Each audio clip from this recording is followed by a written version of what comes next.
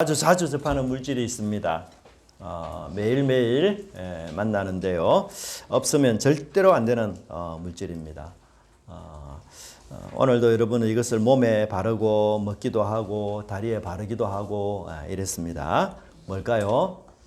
물입니다. 물. 물은 참 우리를 깨끗하게 하는 것 같아요. 제가 요즘 집에서 이제 좀 설거지를 좀 하는데요. 설거지하면서 느끼는 게, 정말 물이 너무너무 고맙구나. 그 생각이 참 많이 들어요. 참 깨끗하게 하는 데는 정말 물만큼 좋은 것이 없다. 그 생각이 많이 듭니다. 우리 추 집사님도 설거지 자주 하시죠? 이 음식 먹고 난 뒤에 그 지저분한 그것을 물을 통해서 참 깨끗하게 이렇게 세척하고 또 그렇게 닦으면 기분이 좋아집니다. 그렇죠? 그래서 아마도 설거지를 하는 우리 주부들은 이 마음이 늘 순수하고 깨끗한 것 같아요. 물을 보면 우리 좀 약하다 이런 생각이 들지 않습니까? 이 물을 뭐 내 마음대로 쉽게 다루기도 하고 그러니까. 그런데 반대로 여러분 이 무쇠, 이 솔이죠, 강철. 이런 것을 보면 여러분 어떻게 생각됩니까? 정말 단단하다, 강하다. 너무너무 무겁고 또 우리가 쉽게 함부로 다룰 수 없고 조심해야 되겠구나. 이 생각 우리 참 많이 하잖아요. 근데 여러분 이 물로 강철을 자르고 물로 쇠나 금속이나 심지어 돌까지 자른다. 생각해 보셨습니까? 아니 약하고 그 힘이 없다고 생각이 되는 이 물이 오히려 강한 금속, 보석, 심지어 돌까지 자르고 절단하는 무기로 이렇게 변신할 수 있다. 정말 놀라운 거 아니에요? 이런 게 있어요, 여러분. 이게 이 워터젯 커팅 기술이라고 합니다. 워터젯 커팅 기술. 물을 여러분 한 3,000 내지 6,000바 정도의 압력을 가해서 우리 머리카락 그 굵기보다도 더 가는 이 물줄기로 이렇게 내게 되면요, 이 강철, 티타늄, 세라믹까지도 절단하는 정말 놀라운 무기가 된다고 합니다. 특별히 여러분 폭탄을 해제하는 데 있어서 없어서는 안 되는 게 바로 이 물. 물이 해결한다고 그렇게 해요. 이 물로 절단을 하면은 불이 붙지 않기 때문에 이 폭탄 제거도 아주 손쉽게 이루어진다. 이렇게 이야기하고 있습니다. 저는 이것을 보면서 참 강한 것하고 약한 것이 부딪히면 자연히 강한 것이 이기지 않습니까? 이게 우리가 세상에서 늘 배운 지식이고 원리예요. 그래서 우리는 저마다 강해지려고 합니다. 더 세지려고 합니다. 더 높아지려고 합니다. 현대인들은 참 약한 것, 또 이것을 잘 참지 못하는 것 같아요. 약한 것이 죄가 되기도 하고 약한 것이 무능한 것이 한이 되는 이런 시대에 우리가 살고 있고, 우리 부모들은 자녀들의 성적이 낮으면 잘 참지 못하는 이런 마음도 있습니다. 이 무능하다는 것, 초라하다는 것, 약한 것, 이런 것에 좀 한맺혀가지고 또 남들만큼 나는 한번 잘 살아보겠다라는 아주 굳센 의지로 악착같이 사는 분들도 주변에 없지 않아 또 있습니다. 그렇지만 우리 그리스도인들은 과연 어떻게 생각해야 될까요?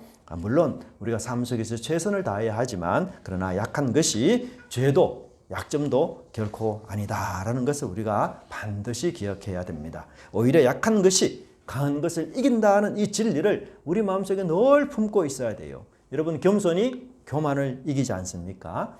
마음을 비우는 사람이 하늘을 갖게 되는 것입니다. 자신을 내려놓는 사람이 예수님을 품게 됩니다. 여러분 용서는 정말 약하게 보입니다. 그렇지만 원수를 친구로 만드는 유일한 능력이요, 나쁜 관계를 절친의 관계로 만드는 마법의 능력이 바로 용서입니다. 여러분 우리 마음속에 욕망과 욕심으로 가득한 사람, 마음이 지저분하고 더러운 사람, 결코 하나님을 볼 수가 없습니다. 하나님을 볼 수 있고 하나님을 만날 수 있는 마음은 강한 사람이 아니라 마음이 깨끗한 사람이어야 한다는 것을 우리가 늘 기억해야 됩니다. 그래서 우리는 이 세상의 논리, 이 세상의 방식을 버리고 하나님 말씀 또 성경의 논리를 따라 우리 삶을 가꾸어가고 이루어가고 또 만들어 가야 하는 것입니다. 여러분 오늘 본문에서 주님은 우리에게 말씀하십니다. 세상에서 가장 강한 분이 바로 어린 양이다 라는 사실을 우리에게 알려주고 있습니다. 1절은 이렇게 말하고 있습니다. 내가 보니 보라 어린 양이 시온산에 섰다 라고 말하고 있습니다. 여러분 이 계시록을 읽는 독자들은 굉장히 어려운 상황에 처해 있었어요. 당시 성도들은 정말 끔찍한 고통과 고난 속에서 힘들어하고 있었습니다. 그냥 우리가 일상에서 겨울이 오면 겨울이 되면 뭐 걸리는 감기 정도라든지 몸살 정도라든지 아니면 뭐 경제적인 좀 어려움과 힘듦 이런 정도의 문제가 전혀 아니었습니다. 이 세계를 지배하고 있었던 로마는 그 당시 황제 숭배를 모든 사람에게 강요를 했습니다. 그런데 이 예수님 믿는 사람은 어떻습니까? 예수님만 주님입니다. 우리는 황제를 절대로 하나님으로 신으로 인정할 수 없습니다. 이렇게 거부하니까 이 로마가 아주 강력한 군사력을 동원하여 모든 그리스도인들을 무자비하게 핍박하기 시작했습니다.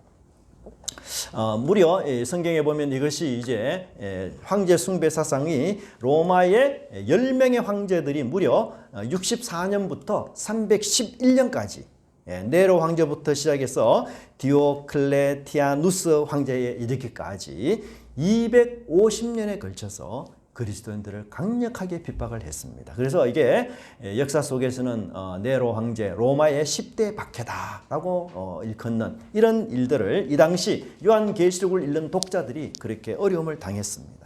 이 핍박은 너무 잔인했고요. 뭐 우리가 영화에서도 볼 수 있지만 사자의 밥으로 던져지거나 혹은 이 횃불에 처형이 되거나 이 요한 경우는 지금 이 글을 쓰는 요한의 경우는 밤모섬이라는 곳으로 유배를 당하기도 했습니다. 근데 이 유배의 장소가 승리의 산실로 바뀌었어요. 유배 장소가 오히려 성령이 충만하게 역사하는 거룩한 장소로 변화되었습니다. 요한은 이 유배 장소 밤모섬에서 성경 66권의 마지막을 장식하는 놀라운 말씀, 너무너무 위대한 말씀, 이 요한계시록을 바로 이곳에서 쓰게 된 것이었어요. 여러분, 어떤 황제의 경우는 기독교 개종을 법으로 금지하기도 했습니다. 또 로마 신에게 제사를 강요하고 신에게 제사를 드린 사람에게는 정명서를 줬습니다. 그리고 정명서를 소지하지 못한 사람들에게는 일상생활을 박탈하고 물건을 팔거나 사는 그 일들을 일체 금하게 하고 심지어는 처형까지 하도록 그렇게 했습니다. 이 당시 그리스도인들이 이런 박해와 참 어려움을 피해서 카타콤이라는 지하 공동 묘지로 도망을 갔습니다. 이 로마 사람들은 이 지하 무덤을 굉장히 불길한 장소로 여겼어요. 그래서 이 장소를 잘 찾지 않았습니다. 하지만 우리 그리스도인들에게는 가장 안전한 장소가 되었어요. 그래서 그들은 땅속으로 깊이 이 로마의 핍박과 압박을 피해서 내려갔지만 신앙만큼은 하늘로 높이 올라간 그런 사람들이었습니다.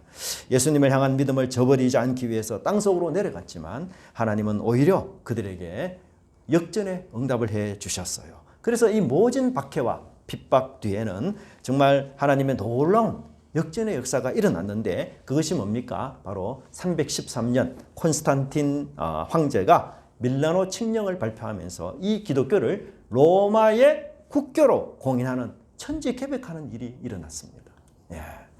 정말 250년 만에 박해의 대상이었던 기독교가 무려 이 로마의 국교로 인정을 받는 정말 놀라운 일이 일어났던 것을 보게 됩니다.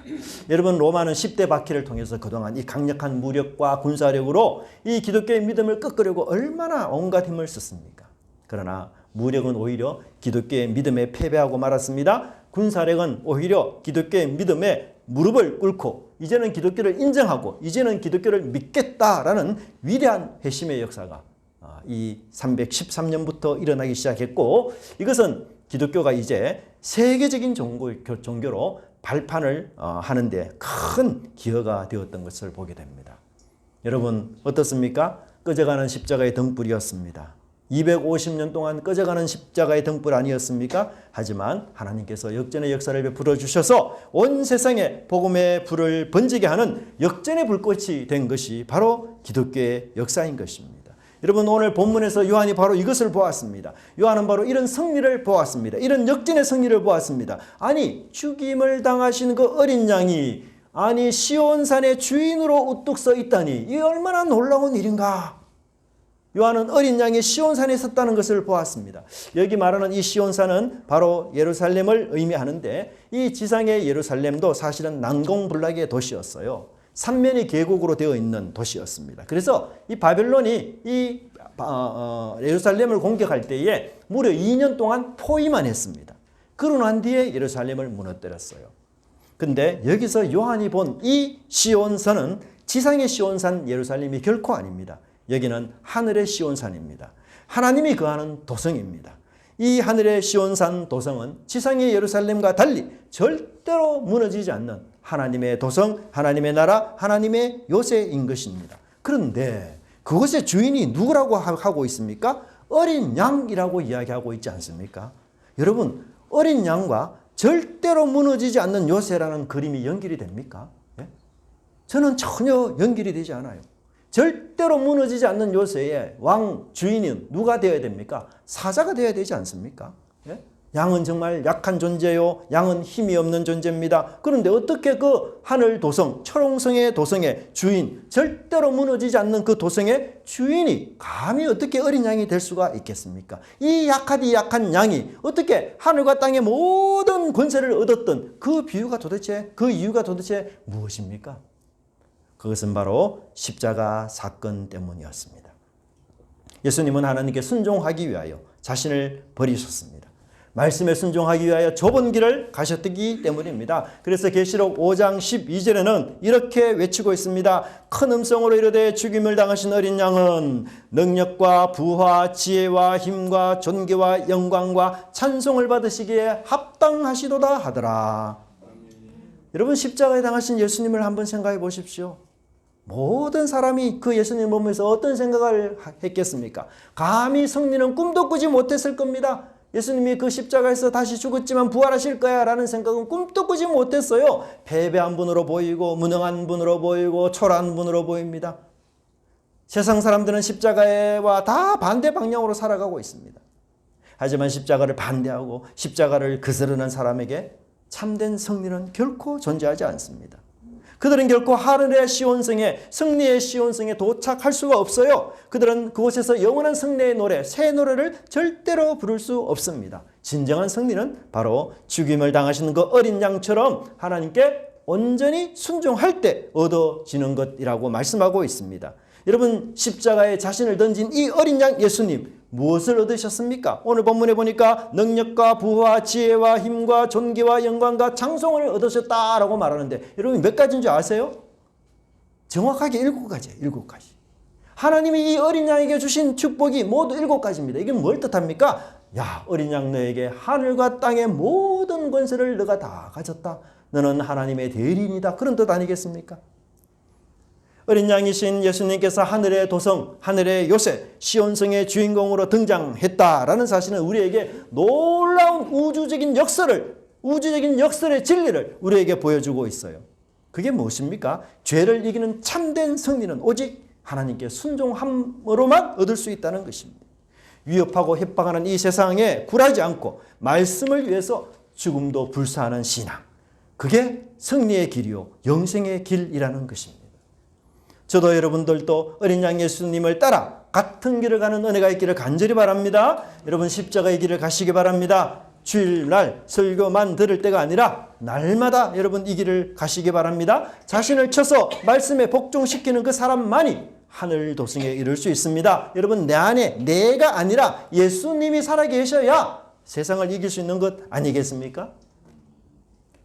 여러분 이 어린 양과 함께 시온산에 서 있는, 그리고 승리해서 세상을 이기고 서 있는 존재가 있습니다. 이들이 누굽니까? 바로 14만 4천이에요.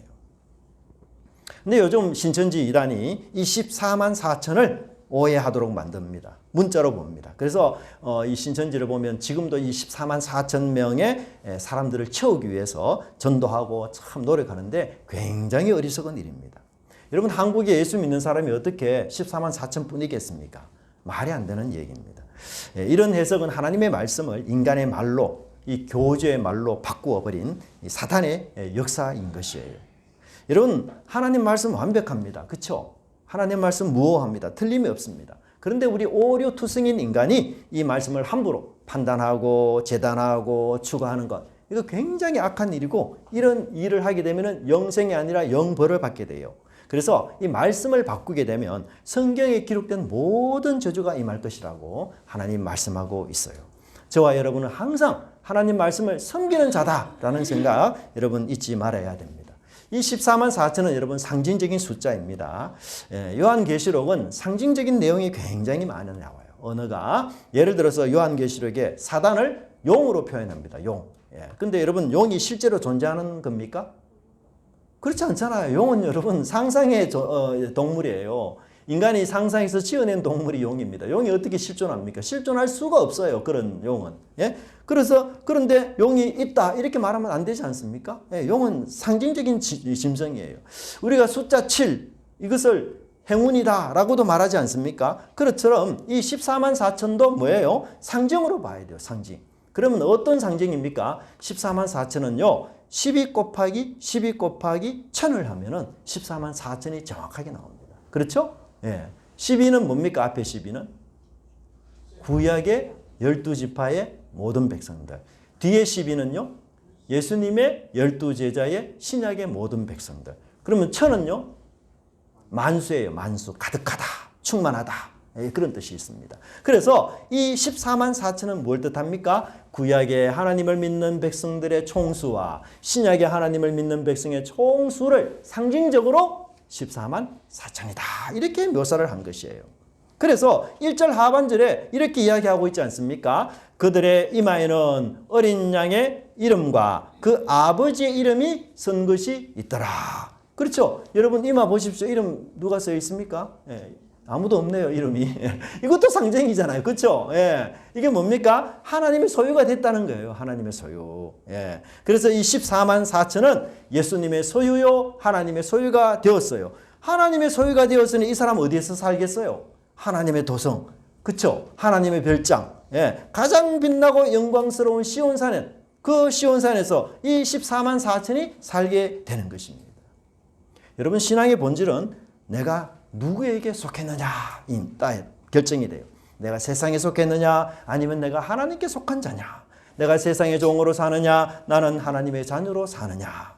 우리는 늘 이렇게 물어요. 너 학교 어디 나왔니? 너 어느 회사 다니느냐? 이렇게 묻지 않습니까? 근데 이 요한계시록은 우리에게 뭐라 질문하시는 줄 아십니까? 너는 누구에게 속해서 살아가느냐? 여러분 우리는 세상의 유니폼이 아니라 하나님의 유니폼을 입어야 됩니다. 세상의 온갖 명품 유니폼으로 우리를 단장한다고 해서 하늘 도성에 갈 수 있는 게 아니에요. 세상 명품 내게 별로 없더라도 하나님의 속한 자녀가 되면은 하나님의 빛나는 별장인 시온성에서 영원히 함께 살게 되며 하늘 명품인 시온상의 시민이 된다라고 말씀해 주고 있습니다. 저와 여러분 정말 하늘에 속한 명품 시민들이 되시기를 우리 간절히 바랍니다. 여러분 우리가 이 땅을 살다 보면 힘들 때가 많습니다. 정말 마음대로 되지 않을 때가 많죠. 잘 살아보려고 했는데 오히려 어려움에 빠질 때도 있고 정말 그것 때문에 건강을 잃을 때도 있어요. 나름대로 내 열심히 살고 최선을 다해서 사는데 정말 결과가 안 좋아서 안 좋은 결과 때문에 뭐 열심히 한다고 다 되는 게 아니잖아요. 그래서 안 좋은 결과 때문에 참 힘들 수 있어요. 근데 이 우리의 믿음의 대선배되는 요한계시록의 독자들은 우리보다 더 많은 환난과 모진 고난을 겪었던 사람입니다. 그 로마의 조직적인 박해를 피해서 생명과 믿음을 지키기 위해서 카타콤이라는 아주 지하 무덤에서 도망해서 살 그런 정도였습니다. 여러분 그런 극한의 어려움 속에서도 흔들리지 않고 끝까지 믿음을 지킨 이유 그게 뭘까요?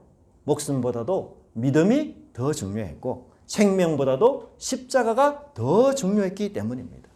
하늘도성 시온성에 가기 위해서라면 내가 어린 양과 함께 영원히 살기 위해서라면 나는 기꺼이 내 목숨 버리고 던질 수 있다라는 믿음으로 그렇게 갔던 것이었어요. 여러분 예수님도 지상에 사실 때 그렇게 사셨지 않습니까? 그리고 부활하신 그 예수님은 이제 어린 양으로서 시온성의 주인으로 승리한 어린 양으로서 시온성의 주인으로 지금 계시지 않습니까?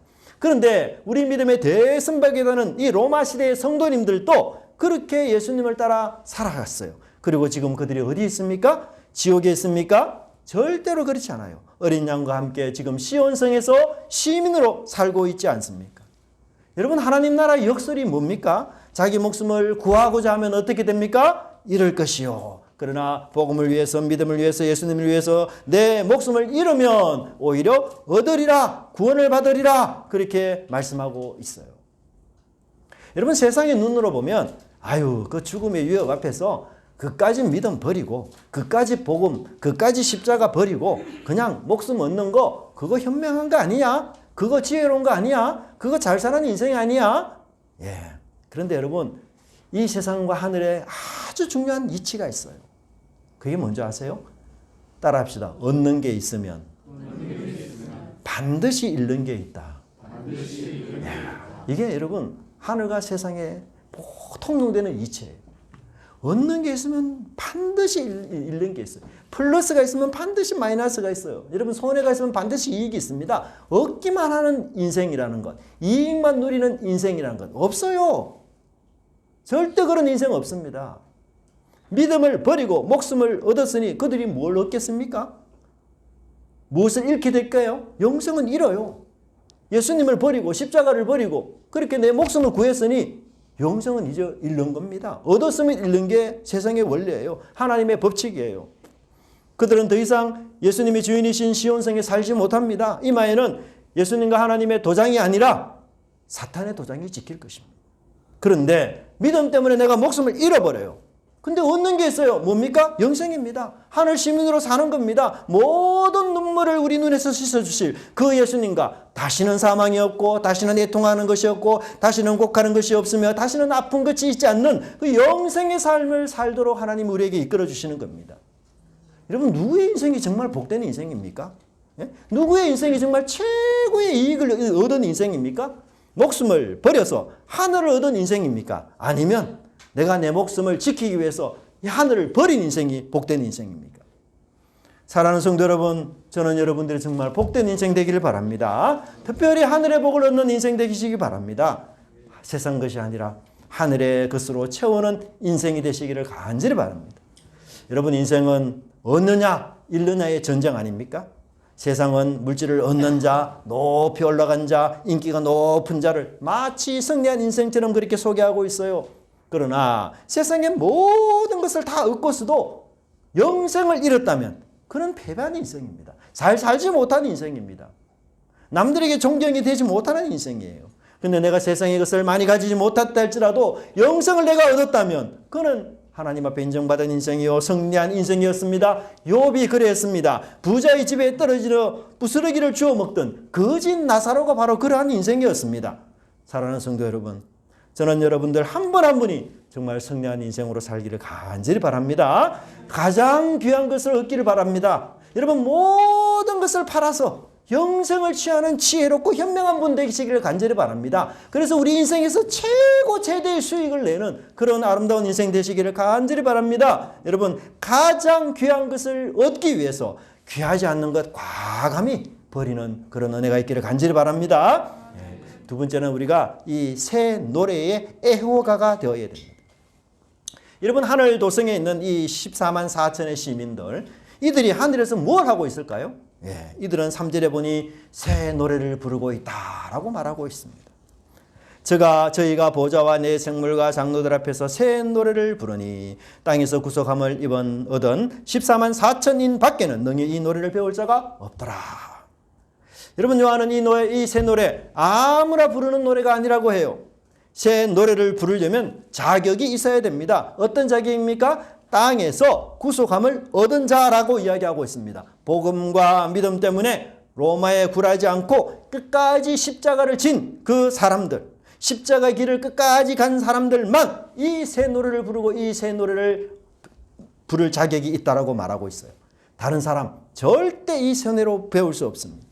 서울의 유명한 대학에 성악가를 나오고 내가 수많은 노래 대회에서 입상을 하기도 하고 세계적으로 내가 유명한 음악가라 할지라도 새 사람이 아니라면, 십자가의 길을 끝까지 가지 않았다면 결코 이 새 노래를 부를 수가 없습니다. 그런데 음악의 음자도 잘 몰라요. 우리 교회 분들 중에서 그런 분 좀 계십니다. 음치고 아니 소프라, 엘토, 테너가 뭐지? 어떤 노래를 불러도 한결같은 곡조로, 정말 같은 곡조로 늘 그렇게 부르는 사람이 있습니다. 근데 그렇게 불러도 그 노래는 새 노래입니다. 왜요? 하나님을 믿는 하나님에게서 구원받은 은혜의 사람이기 때문에 그랬어요. 예수님을 따르는 제자이기 때문에 그렇습니다.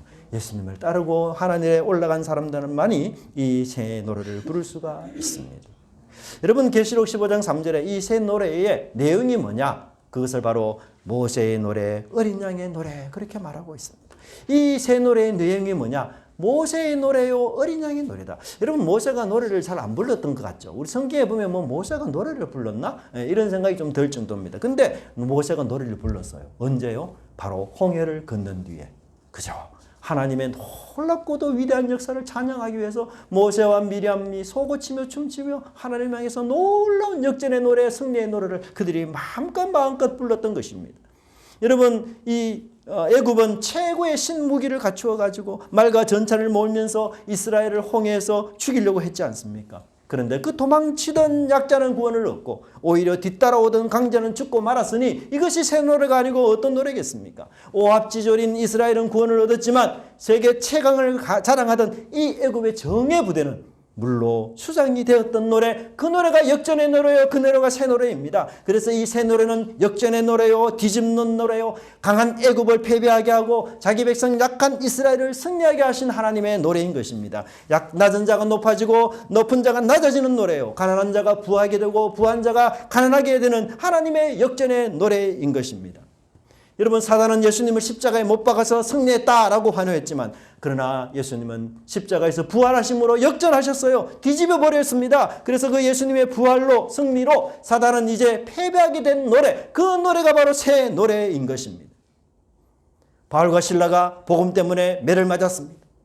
옷을 벗긴 채로 아주 많은 매를 맞았습니다. 그 고통이 얼마나 심하겠습니까? 깊은 옥에 갇혔고 발에는 쇠사슬로 결박된 채 묶여 있었습니다. 그렇지만 바울과 실라는 그 속에서도 하나님을 찬미했습니다. 새 노래를 불렀습니다. 역전의 노래, 승리의 노래를 불렀어요. 이 두 사람이 부르는 새 노래에는 하나님의 역사하는 힘이 있었던 것이었어요. 어떤 역사하는 힘이 있었습니까? 큰 지진이 나서 옥토가 움직이고 문이 다 열렸더라, 매인 것이 다 벗어났더라 라고 말하고 있어요. 여러분, 인생 속에 위기 가운데 있습니까? 바울과 실라도 위기에 처했습니다. 온몸이 만신창이 되었습니다. 그럼에도 새 노래를 부를 수 있어요. 캄캄한 밤을 맞이했습니까? 얼마든지 새 노래를 부를 수 있습니다. 바울과 실라처럼 새 노래를 부르는 저와 여러분이 되길 바랍니다. 우리의 입술에 이 역전의 노래, 승리의 노래, 영광의 노래가 불려진다면 하나님이 우리 인생 속에서 역전을 시작하실 것입니다. 내 인생도 승리하고 역전하고 영광으로 이어지는 이 새 노래의 주인공, 저와 여러분이 되기를 바랍니다. 여러분, 하나님은 새 노래를 듣기를 좋아하셔요. 하나님은 새 노래의 애호가입니다. 애호가. 우리가 천국에서 불려지는 모든 노래는 다 새 노래예요. 하나님은 그 새 노래를 너무너무 듣고 싶어요. 하나님은 새 일을 행하시고 새 사람을 만드시고 그 만드신 새 사람을 통해서 새 노래를 부르게 하시는 정말 위대하신 하나님입니다. 여러분, 저와 여러분들도 이 새 노래의 애호가가 되시기를 간절히 바랍니다. 새 노래의 전문가가 되시기 바랍니다. 이제 월절부터 시작되는 이 일상생활 속에서 여러분의 입술 속에서 늘 새 노래로 우리 하나님을 찬양하고, 주님, 이 새 노래의 역사의 주인공이 저가 되게 하시고 우리 가정이 되게 하시고 우리 교회가 되게 하여 주옵소서. 그래서 우리가 뒤집는 인생, 역전하는 인생, 주님이 기뻐하는 믿음의 인생으로 여러분 살아가시기를 간절히 바랍니다. 기도하겠습니다. 하나님, 감사합니다. 오늘 본문의 말씀을 통하여 로마 당시 그 믿음의 많은 우리 선배들이 얼마나 많은 고통과 어려운 가운데서도 아버지 하나님, 그 핍박 속에서도 아버지 하나님, 목숨이 오가는 그런 어려운 위험 속에서도 믿음 하나 지키기 위하여 십자가의 길을 붙잡기 위하여 카타콤이라는 지하, 아버지 하나님, 무덤에까지 내려가서 그들이 신앙생활을 하고 그렇게 했던 그 믿음들이